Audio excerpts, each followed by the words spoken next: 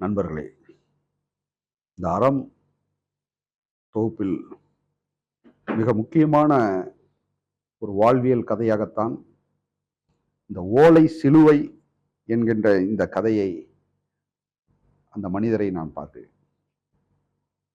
Doctor theatre சமர்வேல் என்ற ஒரு ஆங்கிலேய ஒரு மனிதனின் அந்த ஈரம் கசிந்த அந்த இதயமும் அவருடைய வாழ்வியல் தான் நாம் இப்போ இந்த ஓலை சிலுவையில் ஜெயமோகன் அவர்கள் பதிவு செய்திருக்கார். டாக்டர் தியேட்டர் தியோடோர் சமர்வேல் இங்கிலாந்து நாட்டில் பிறந்தவர்.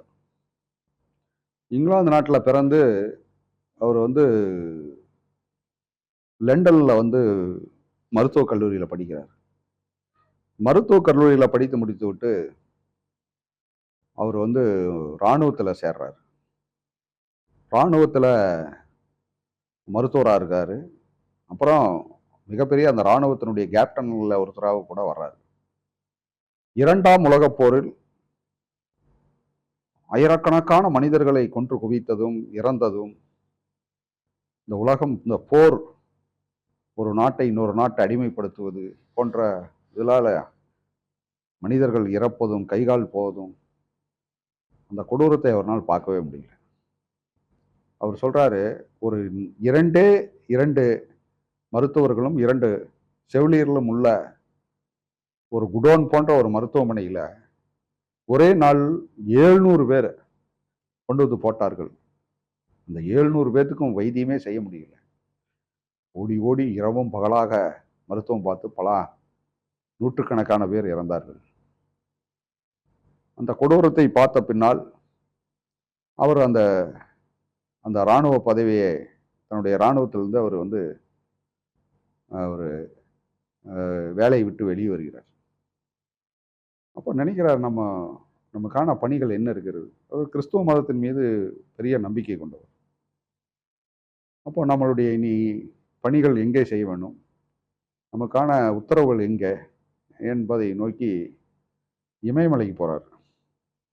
இப்போ இமயமலையினுடைய சிகரத்தை நாம் போகணும்னு சொல்லி இமயமலை சிகரத்துக்கு போகிறாரு. இவரோட போன பல பேர் அந்த பனிக்கட்டி உருகி விபத்தில் பல பேர் இறந்துடுறாங்க. ஆனால் இவர் மட்டும்தான் அதில் தப்பிச்சு வர்றாரு. அப்பொழுது அவர் லண்டனில் இருக்கார். அப்போ அவருக்கு ஒரு கடிதம் வருகிறது. அவருடைய இராணுவத்தில் பணியாற்றிய ஒரு சகா மருத்துவரிடமிருந்து ஒரு லெட்டர்.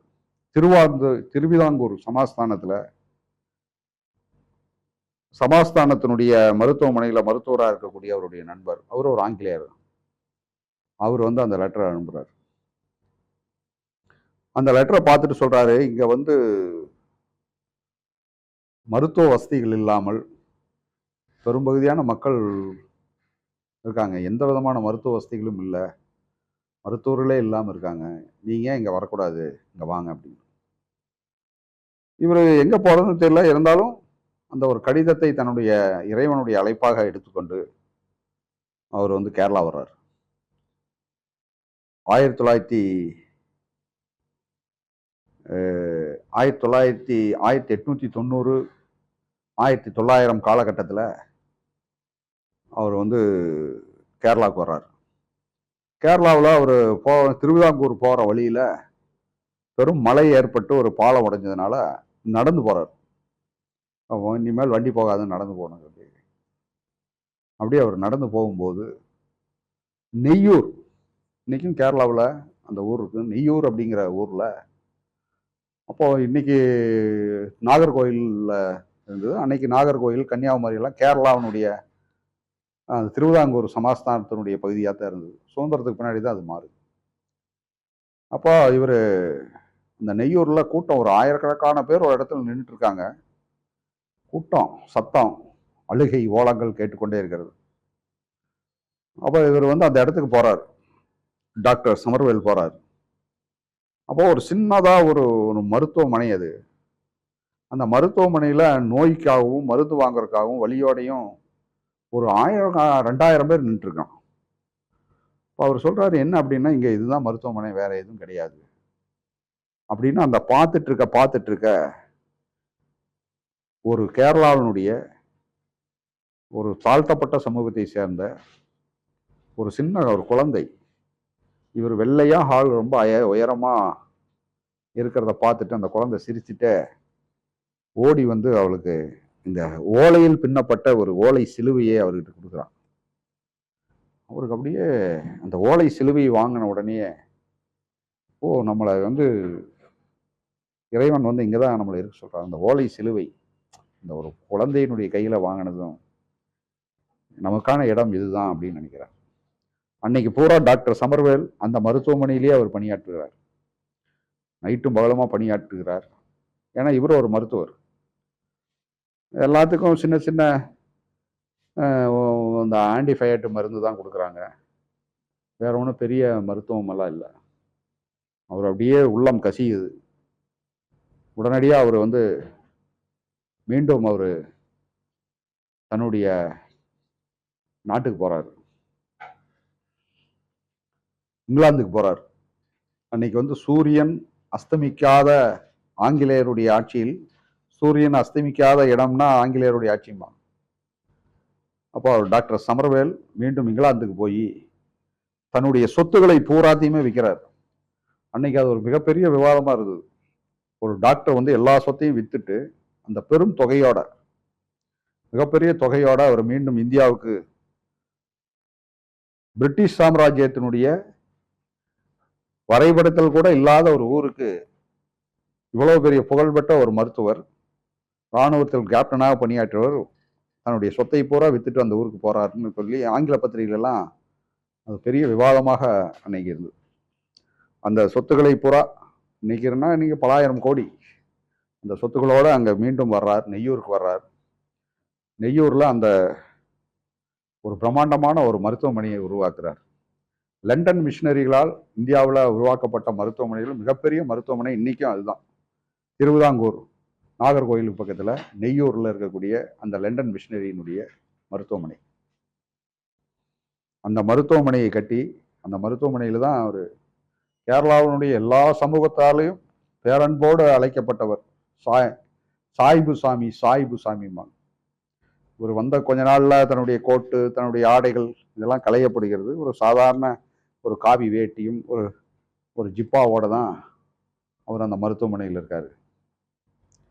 ஒரு நாள் வந்து அந்த அங்கே பக்கத்தில் கேரளாவில் அதை சுத்தோடும் சாதாரண மக்கள், மரம் ஏறக்கூடிய, கல் இறக்கக்கூடிய தொழிலாளர்கள், அதில் ஒரு ஆள் 2-3 நாளாக பேச்சு வராமல், மூச்சு வராமல், யூரின்லாம் ரத்தம் போகிறவனா இருக்கிறான் அப்படின்னு அவனுக்கு வைத்தியம் பண்ணிட்டு இருக்கும்போது தான் அவனை பற்றி கேட்குறாரு.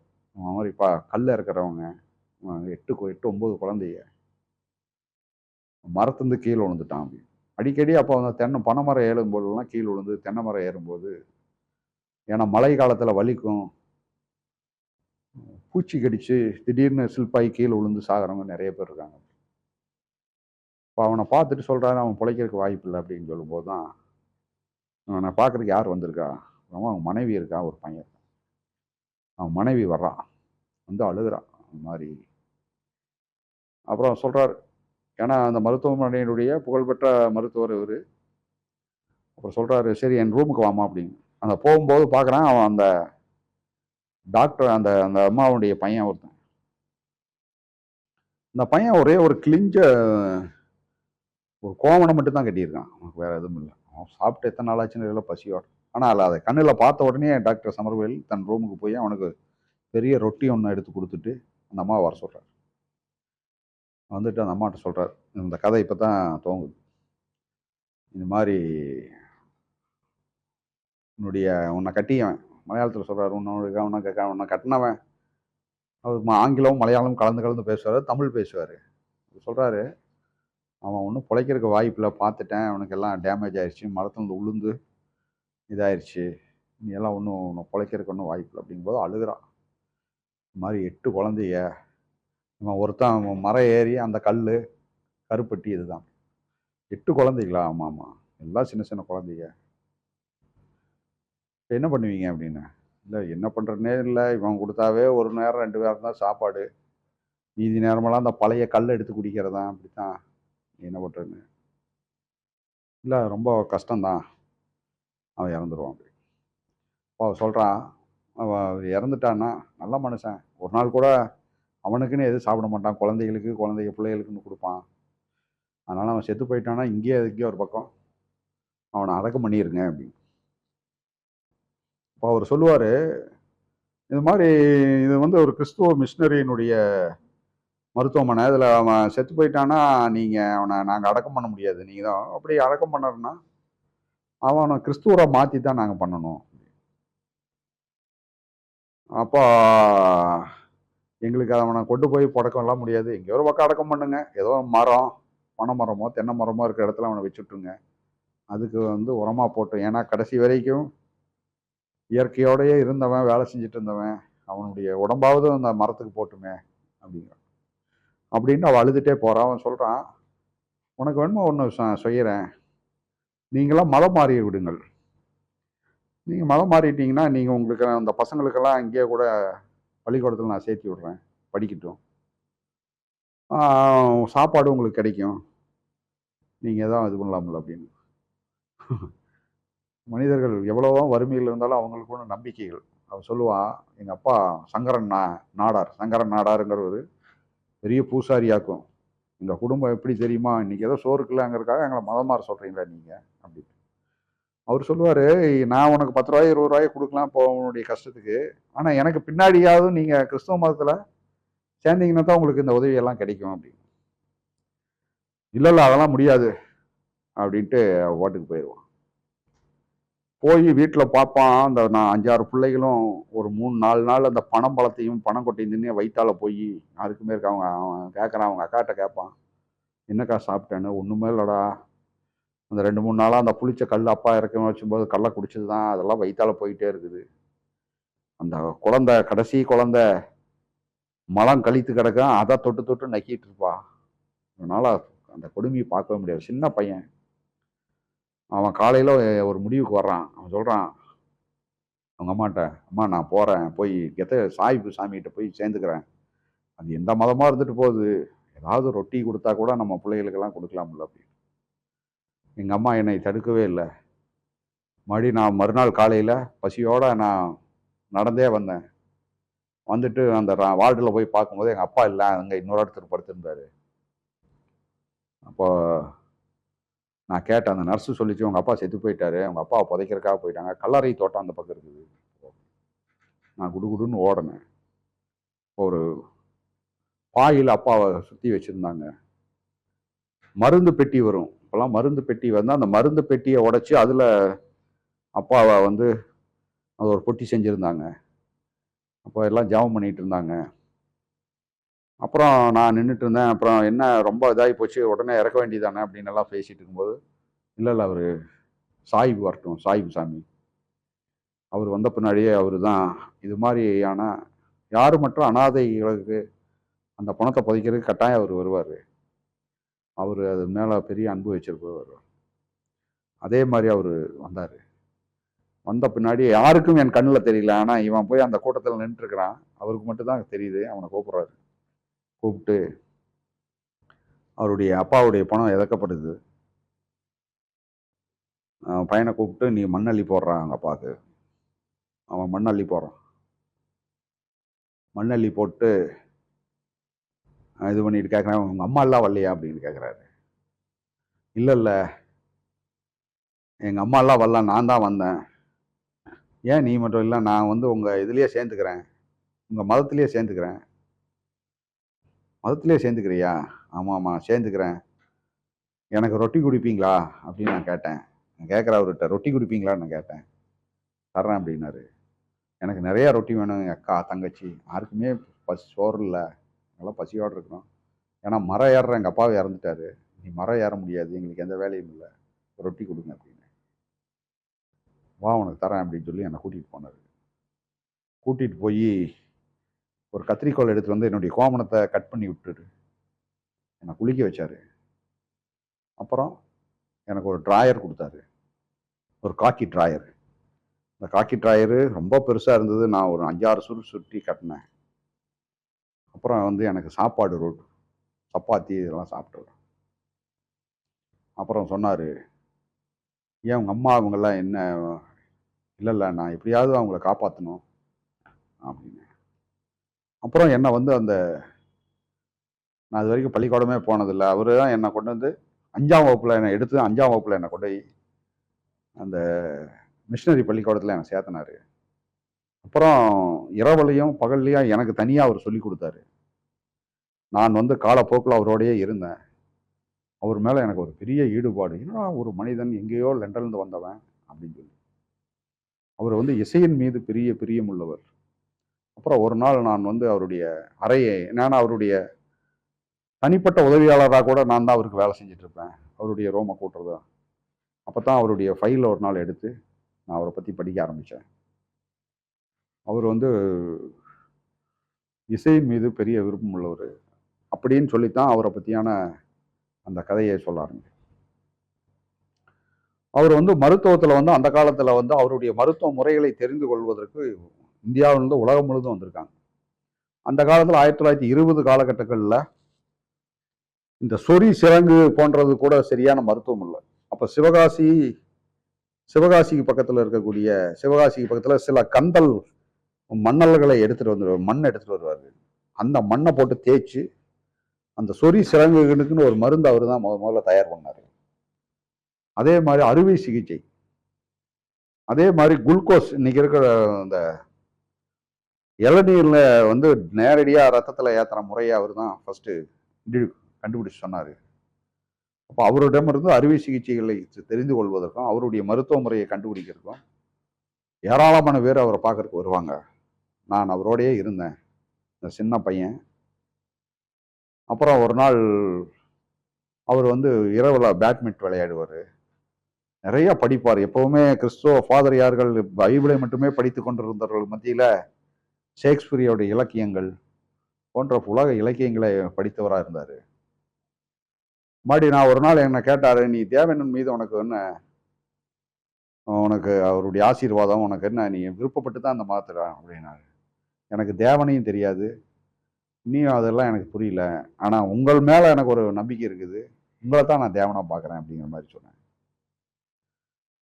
ஒரு எளிய மனிதனாக இருந்து அங்கே இருக்கக்கூடிய கேரளாவில் திருவிதாங்கூர் மக்களுடன் ஏராளமான மனிதர்களை நேசித்த ஒரு மனிதராக இருந்தார். அவரோட தான் என்னுடைய பயணம். மறுபடியும் நான் கல்லூரி போனேன். அப்புறம் என்னுடைய அம்மா, என்னுடைய தங்கச்சி எல்லாம் மீண்டும் மதத்தில் சேர்ந்தாங்க. அவங்க படிக்க வச்சார், அவங்களுக்கு வேலை வாய்ப்பை ஏற்படுத்தி கொடுத்தாரு. அப்போ ஒரு நாள் கேட்டார், இல்லை எனக்கு சோறு போட்டிருக்குது, அதனால் நான் இயேசுவை நம்புகிறேன்னாரு. சோறு போட்டதுனால தான் இயேசுவை நம்புறியா, உனக்கு அதன் மேலே ஈடுபாடு வரலையா அப்படின்னாரு. இல்லை எனக்கு வரல அப்படின்னாரு. அப்புறம் அவர் பாட்டுக்கு போயிட்டார். மறுநாள் நான் அவருடைய ரூமுக்கு போனபோது இன்னொரு பையன் நின்றுட்டு இருந்தான். வேற வேலைக்கு, என்னுடைய வேலைக்கெல்லாம் அவனை செய்ய சொல்லிட்டாரு. அப்போ நீ வந்து ஹாஸ்பிட்டலில் மட்டும் இருந்தால் போதும், உன்னுடைய தனிப்பட்ட வேலைக்கு உன்னை வரவாண்டான்ட்டாரு அப்படின்னாரு. எனக்கு ரொம்ப கோபமாக அழுகியாக வந்தது. நான் பாட்டுக்கு உட்காந்து இந்த வெளியில் நின்றுட்டு இருந்தேன். அவர் பார்த்துட்டு போயிட்டாரு. இரவுலையும் நின்றுட்டே இருந்தேன். மறுநாள் நின்ற 3 நாளாக நான் வந்து தண்ணி கூட குடிக்காமல் நின்றுட்டே இருந்தேன். 4ஆவது நாள் தான் என்னை கூப்பிட்டாரு. கூப்பிட்டு என்னை கட்டி பிடிச்சாரு. எனக்கெல்லாம் நடுக்கம், காய்ச்சல் வந்துருச்சு. ஏன் அப்படின்னாரு. இல்லை உங்களுக்கு வேலை செய்கிறது எனக்கு வேணான்ட்டீங்களே அப்படின்னு சொல்லும்போது மீண்டும் அவர் என்னோட சேர்த்திட்டார். இப்போ கேரளாவில் வந்து அந்த காலரா நோய் 1925 கேரளாவினுடைய அந்த காலரா நோய்க்கு கொத்து கொத்தா மனிதர்கள் இறந்தாங்க. அதுக்கான மருந்தே இல்லை, வெறும் காலரா தான், ஆனால் காலராவில் இறந்தாங்க. அப்போ டாக்டர் சமர்வேல் மட்டும்தான் இந்த காலரா எதனால் வருது அப்படிங்கும்போது, கேரளாவில் அதிகமாக மலிவாக கிடைக்கிற மீன் கெளுத்தி மீன். இந்த கெளுத்தி மீனுடைய செவில் தான் அந்த மீன் வருது அப்படின்னு சொல்லி, அப்போ எல்லா ஹாஸ்பிட்டலில் இந்த கிறிஸ்துவ மிஷினரி இவங்கெல்லாம் நீங்கள் இந்த கெளுத்தி மீனை சாப்பிடாம மக்களுக்கு விழிப்புணர்வு ஏற்படுத்தணும் அப்படின்னு சொன்னாங்க. இந்த காலரா வந்து கொத்து கொத்தா செத்த போது அவர்களை அடக்கம் பண்ணுறதுக்குன்னே ஒரு டீமை வச்சு போயிட்டே இருந்தோம். அவங்கள உடனே பாயில் சுருட்டி அவங்கள இது பண்ணுவார். இப்போ பகலில் பூரா ஹாஸ்பிட்டலில் வேலை செய்வார், நைட்டில் ஆனால் அந்த பிரச்சார இயக்கத்துக்கு போவோம், கையில் ராந்தல் விளக்கோட ஒரு ஒரு சிலுவையோட போவார். யாராக இருந்தாலும் அவரை பார்த்தோம்னா அவர்கிட்ட வந்து ஆசீர்வாதம் வாங்குவாங்க. அவர் சொல்லுவார், கெளுத்தி மீன் சாப்பிடாதீங்க, அப்படியே குடல்ந்து அந்த குடல் எடுத்தீங்கனாலும் அதை நல்லா குழி தோண்டி புதைச்சி வைங்க அப்படின்னு சொல்லி அந்த பிரச்சாரம் பண்ணுவார். எளிய மனிதர்கள் எப்பொழுதுமே அவர் சொல்றாரு, எழுத்தாளர், சாதாரண மக்கள் எல்லாத்தையும் கேட்பாங்களே ஒழிய எதையுமே நடைமுறைப்படுத்த மாட்டாங்க. ஆனாலும் மலிவு விலை கிடைக்குதுன்னு அந்த கெளுத்தி மீனதே சாப்பிட்டு இருந்தாங்க. கால்ரா உச்சம் பெற்றது. ஏராளமான பேர் ஹாஸ்பிட்டலுக்கு வர ஆரம்பிச்சிட்டாங்க. ஹாஸ்பிட்டலில் வேலையே செய்ய முடியல. அப்போ ஒருத்தர் கோயில் பூசாரி ஒருத்தர் படுத்திருந்தாரு. அவர் சொன்னார், இன்னும் இவனை பக்கத்தில் படுக்க வச்சிருக்கீங்க, அவன் ஒரு தாழ்த்தப்பட்டவன், நான் வந்து கோயில் பூசாரி அப்படின்னு. அவருக்கு சமர்வேலுக்கு ரொம்ப கோவம் வந்து ஓங்கி அப்பனாரு. இங்கிலாந்தில் நாங்கள் என்ன வேலை செஞ்சிடறோம், நானும் ஒரு செருப்பு தைக்கிற தொழிலாளியுடைய மகன் தான், நான் வைத்தியம் பண்ணாமல் போயிட்டுமா அப்படின்னு சொல்லி திட்டினாரு. அப்புறம் இரவு நேரங்களில் எப்பொழுதுமே கொத்து கொத்தாக மனிதர்கள் சாவதும் அவர்களை அடக்கம் பண்ணுறதும் வேலையாகவே அவர் செஞ்சார். அப்போ தான் வந்து இரவு நேரங்களில் அவரோட நான் வேலையே செய்ய முடியல. ஏன்னா காலையில் இங்கே வேலை செய்கிறது, மத்தியானம் சாப்பாடே இருக்காது, எப்போ பார்த்தாலும் இந்த ஹாஸ்பிட்டல் கூட்டமும் வேலையும் இருந்தது. ஆனால் ஒரு நாள் கூட அது அவர் வருத்தப்பட்டதோ சோர்வடைந்ததோ இல்லை. தொடர்ந்து அந்த பணிகளில் செஞ்சுட்டே இருந்தார். அப்போ நாங்கள் இரவு நேரத்தில் ஒரு இடத்துக்கு போகும்போது, ஒரு இரவு எல்லா வீட்டையும் பார்த்துட்டு போகும்போது கால் என்னால் நடக்க முடியாமல் பார்த்துட்டேன் அப்படின்னா, இல்லை ஒரு வீட்டை நம்ம விட்டுட்டோம் அப்படின்னாரு. முதல்ல அவர் மேலே வருத்தப்பட்டதை பார்த்தா, பசியோடு இருக்கிறோம், அலைஞ்சு எவ்வளோ நேரம் நடக்கிறது, ஆனால் இந்த வெள்ளைக்காரன் இப்படி இருக்கானே அப்படின்னு நான் வெறுத்தேன். நான் ஒரு லெவலுக்கு மேலே உட்காந்துட்டேன், என்னால் வர முடியாது. ஆனால் அவர் மட்டும் அந்த வீட்டுக்கு போனார். அந்த 2 குழந்தைகள் கால்ராவில் வந்து செத்து போயிட்டாங்க. இப்போ நாங்கள் மட்டும்தான் இருக்கிறோம் அப்படின்னு அந்த வீட்டில் அழுகை குரல் கேட்டது. அவங்களை கட்டி பிடித்து அவங்களுக்கு ஆறுதல் சொல்லிட்டு, குழந்தைகள் எங்கேயும் போகல, இதோ அந்த படத்தில் இருக்கார் குருவாயூரப்பன் படம், இந்த குருவாயூரப்பன் படத்தை சொல்லிட்டு, குழந்தைகள் அவங்க தான் குழந்தையா இருக்காங்க அப்படின்னு அது ஆறுதல் சொல்லிட்டு இருந்தார். அப்படி கேரளாவினுடைய ஒரு புகழ்பெற்ற மருத்துவராகவும் நோயற்ற மனிதர்களுக்கும் ஒரு கடவுளாக இருந்து பணியாற்றிய அந்த டாக்டர் சமர்வேல், அந்த ஓலை சிலுவை, இப்படி ஒரு ஓலை சிலுவை எனக்கு கிடைக்காதான்னு தான் நான் இருந்துட்டு இருந்தேன். அந்த ஓலை சிலுவை எனக்கும் ஒரு நாள் கிடைத்தது என்பதோட அந்த கதையை முடிகிறார்.